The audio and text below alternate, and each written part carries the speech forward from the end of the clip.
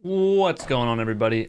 This is going to be a video about everything you need to know about trying out the Pulsechain testnet and also just going forward understanding how to interact with everything related to Pulsechain, Pulsex, how to stake, how to farm, how to validate, all that stuff, how to use the ramp as in bridge, how to use the faucet, how to check your sacrifice balances. It's going to be all in this video overview style. So, thanks for tuning in.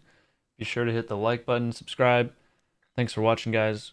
Let's get to it. So the best source that I know of, if you want to get started learning about how to use Pulsechain, how to connect to it with MetaMask and everything, literally go to pulsechain.com. It sounds crazy, but it's got everything you need. It shows you every link you need, how to connect. I'm not gonna go through each step of how to set up a MetaMask account and using a hardware wallet and all that.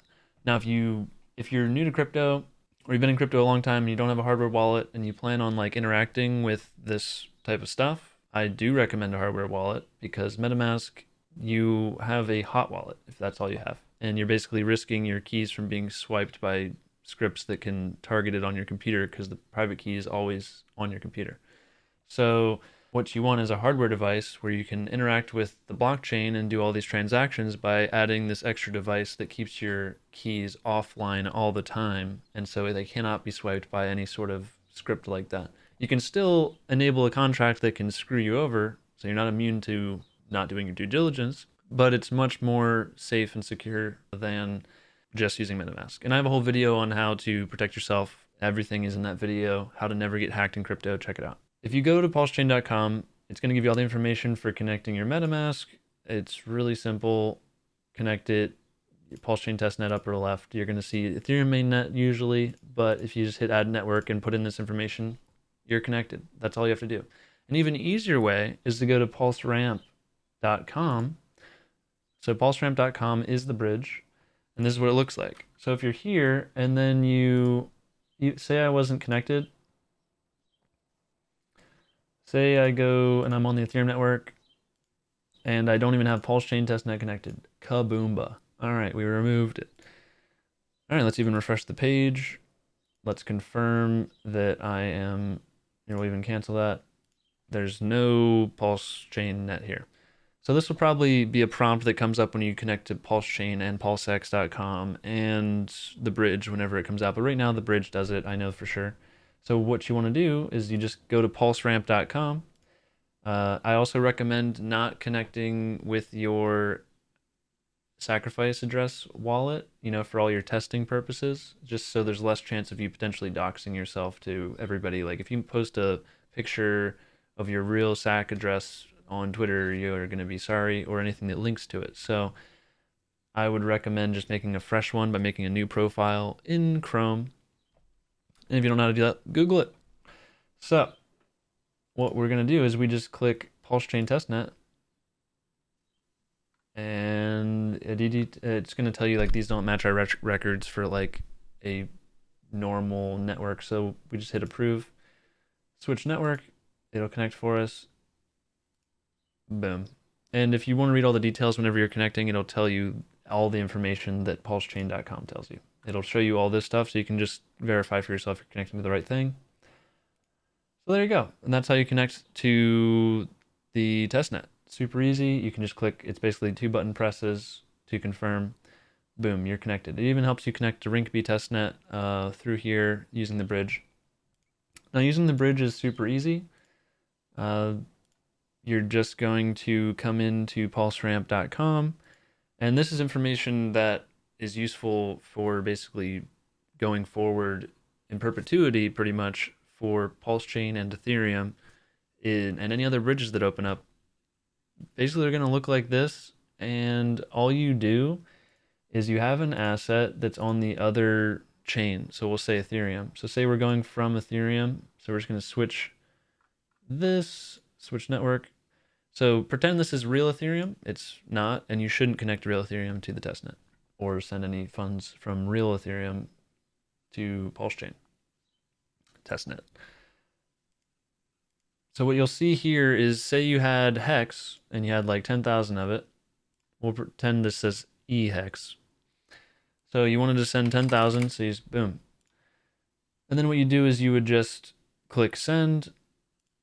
It's not gonna have the amount balance. And then basically you just confirm it or whatever, and then basically you switch back afterwards. And you'll see that you now have E hex on Pulsechain in the same address. And then you can trade that and move that all around on the Pulsechain. That's literally all you do. And then if you want to move back across, then you just send your E hex to the bridge, and out on Ethereum, you'll have access to the Ethereum hex over there on Ethereum again instead of on Pulsechain.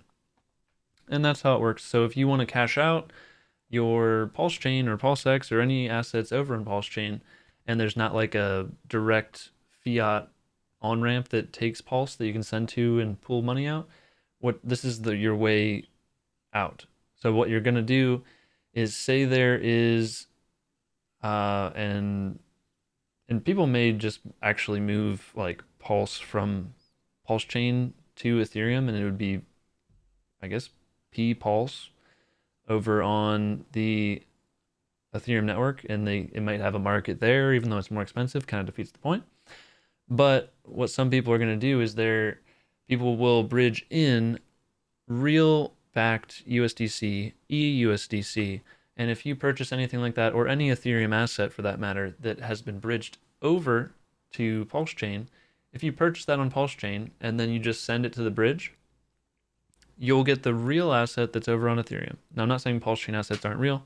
I'm just saying that that's how you can get to USD if there's no other avenue for direct linking. You'll have to get an Ethereum asset and then exit through there. So you're not like just in this ecosystem that can't get to fiat dollars, because obviously you need a way back to real world purchases and stuff like that, which will come with time and more adoption, etc. So that's basically how the bridge works. So another thing people want to check out is the sacrifice checker, and these are all links on the Pulsechain website. So just scroll down here, click the stuff, connect with a new Google profile that installed MetaMask, and try it all out. That way you're not spending very valuable time learning this stuff and how to do it when there's real money on the table when Pulsechain launches inevitably. So here's where you're going to plug in your address. So you can just copy and paste your public address, not your private key or anything like that, that you sacrificed from, and it'll tell you how much you're going to get in Pulse and Pulsex sacrifice credits. And if it looks good, then you're good. If you put in one you sacrificed from and it doesn't give you the right information, then follow the information you see on the page about fixing that. So there's lots of different, like it tells you, oh, my sacrifice amount might be incorrect, and it'll take you through the steps. So I'm not going to go through everything on this right now. So that's that. If you have no test pulse because you didn't sacrifice, then what you can do is you just hit, because this is going to be from likely an account that you just made freshly, so you wouldn't have sacrificed from that. You'll just hit request while you're in here, and you'll get 10 free pulse, which is all you need for transacting. I just did it today, so I can't get any more, and I did some stuff with it. So there's that. So that's the faucet, nice and easy. All you do is hit request, and you get 10. All right, sweet. Now what else we got? Now I'm not going to go in depth into the validator stuff right now, but you can also visit the validator page, which is where you basically you stake your pulse and you earn a percentage of the transaction fees on the whole network. And so you're actually like helping kind of choose which validators are doing a good job, and you get rewarded in a decentralized way for providing value to these validators. All right. Now, the biggest thing is trading and using Pulsex, in my opinion, for a decentralized network. DEXs are the new most impressive thing in the world right now, in my opinion, because never before have we been able to have such seamless tradability with assets which cannot be like stopped. No one can turn off your normal wallet address, so that's great. So usually just holding was awesome. But now you can actually trade that asset you have without going through a centralized, risky counterparty like Binance or Coinbase, and risking that they just either don't let you withdraw, or they take too long, or KYC you. Now you can just go to a decentralized exchange like Pulsex.com, and you can actually just trade directly into pools that are just peer-to-peer uh, big conglomerations of liquidity that people willingly put up for trade, which is awesome. Now, I love Pulsex. Everybody knows that. Okay, Pulsex is amazing. If you don't think it's amazing, you got to watch my videos. I basically broke down every part of Pulsex being awesome. You can do so much with it. It's an awesome exchange that's going to be on Pulsechain, so the network fees part of trading is going to be nice, so people will have more money to actually spend on coins they want to get, as opposed to paying the, transaction fees to the network and paying miners. Basically, we give the validators almost nothing in Pulse network fees in order to do our trading. And the trading on Pulsex is actually cheaper than most dexes out there that have a 0.3% trade fee. We have a 0.29, and some of that basically, what percent was it? But there's a certain percentage of the buyback and burn, as they call it. There's a certain percentage of the liquidity or the volume that's traded that actually gets stored up and then automatically burned, bought and burned actually. Very important distinction. It buys it up from the market, from the platform fees that it generates, because it doesn't give it all to the liquidity providers like normal. Like Uniswap, the liquidity providers get all 0.3% of all trades in their pairs if you're a liquidity provider. Now, what Pulsex does is you actually only get like 0.22%, and the rest of it is used to, it gathers tokens in small amounts of everything that's sold on the exchange, and then it stores up this value, and people are constantly running this function because it's a public function to burn these tokens, and they burn, like, say Helgo, whatever that is, PRT, or Pulse. If any of that gathers up into some value that's worth burning, this will be lit up with these options, and you can select them. And if you burn it, it costs you the network fee. So as long as you're making more than network fee, it's free money to click the button. Now, it's not like, oh, you're going to rake in cash by clicking it, because people will probably be constantly clicking it. You're making a few cents every time you click it, maybe. That's it. So when you run that, what it does is it dumps all of the tokens that the exchange was holding to purchase Pulsex straight off the market, boosting the price. Now, how effective can this be?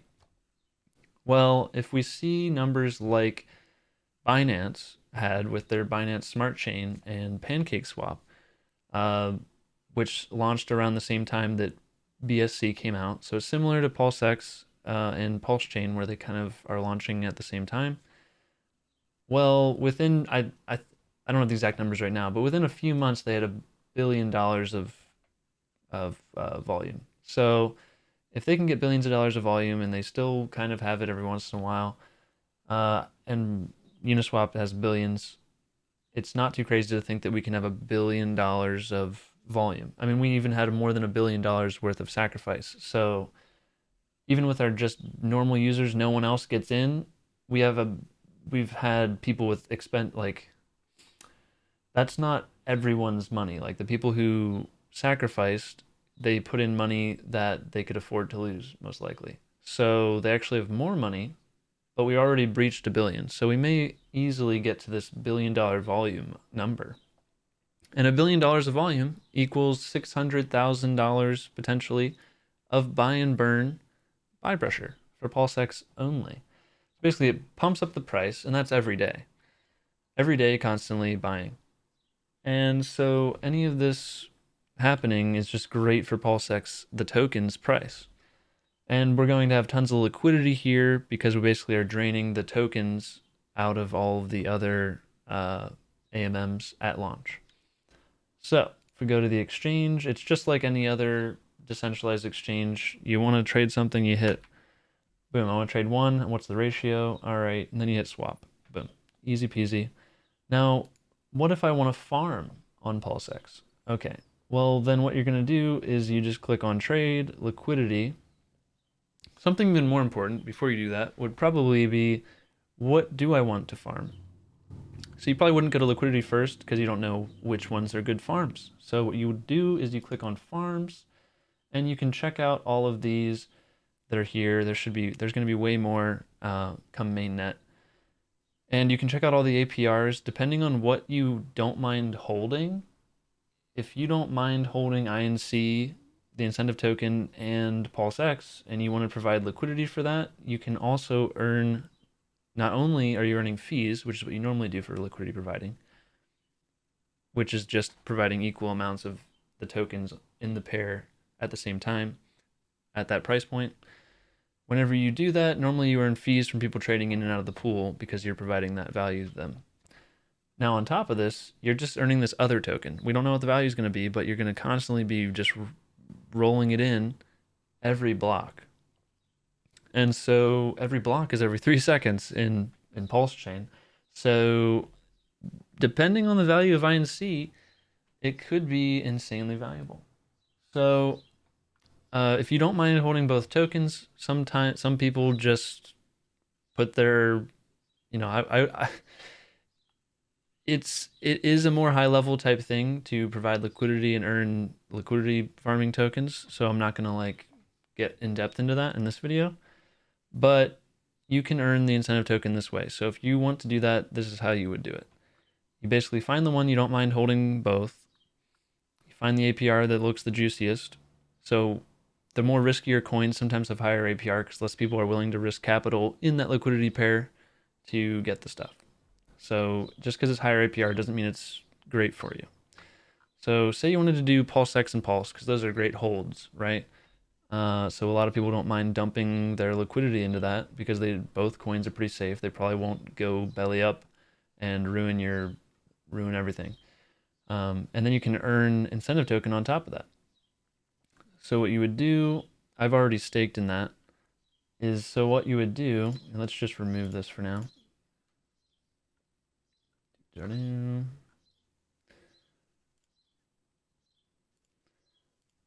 Oh, never mind.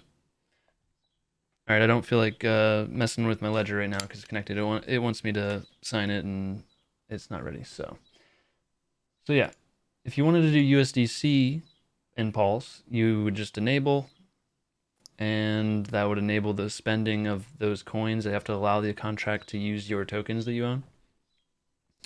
And so you just look for the one that you want to do.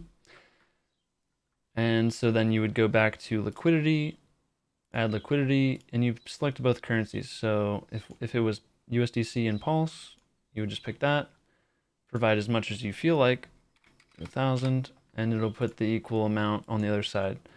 And then you just add it, and it tells you by adding liquidity, you'll earn 0.22% of all trades on the pair proportional to your share in the pool. Fees are added to the pool, accrue in real time, and can be claimed by withdrawing your liquidity. So then what you're going to do is once you've supplied liquidity, what you'll get is actually LP tokens. And then so once you have LP tokens, you go back to the farm and you go here, and then you'll enable this, and then you'll deposit your tokens, your LP tokens, into here, and that's what enables you to start earning the incentive token. You'll already be getting the fees even if you never deposit in your LP tokens into the farm.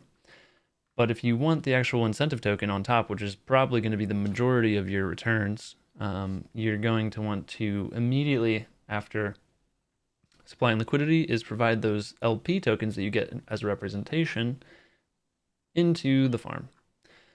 All right, so that's farms basically. Now for pools, there's none going on right now, but once mainnet comes, there will be likely many that get voted on. Should have several options to choose from. Now all these tokens are going to appear here. They're not going to be, at least at the start, I do not believe there will be any Richard Hart tokens that are being given out like other projects he's founded. PRT stands for party, which is short for third party, which is just, it's a representation of what a pool will look like. So this is an option. So say there was a token called Party that wanted to give out some of its tokens for free to people who staked Pulsex. That's what these pools are for. It's just for staking Pulsex tokens. Now, these tokens are not at risk other than normal smart contract risk with anything. You depend, like the price changing or anything like that, there's no impermanent loss. You can withdraw at any time. There's no fee associated with like withdrawing your tokens early or anything like that. Basically, it's one-sided. It's not even liquidity. Like no one's even like using these tokens.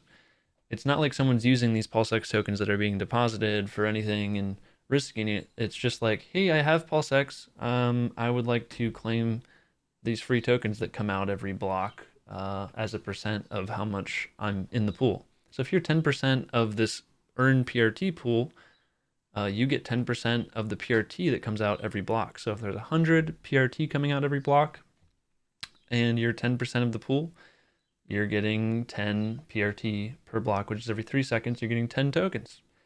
And who knows what the value will be. I've been in these things before where back when there was food farming coins back in like 2020, you'd go in and if you were one of the first guys in, you are just getting insane rewards per block just by being a few hours early than other people. If you're the only guy in the pool, you get 100% of the block reward every block. So you're in there just like 10 minutes or a minute before anybody. You're getting like hundreds of tokens per 3 seconds. And it's pretty crazy when these things have like dollar values attached to them. Sometimes you have things worth several dollars and you're getting hundreds at a time.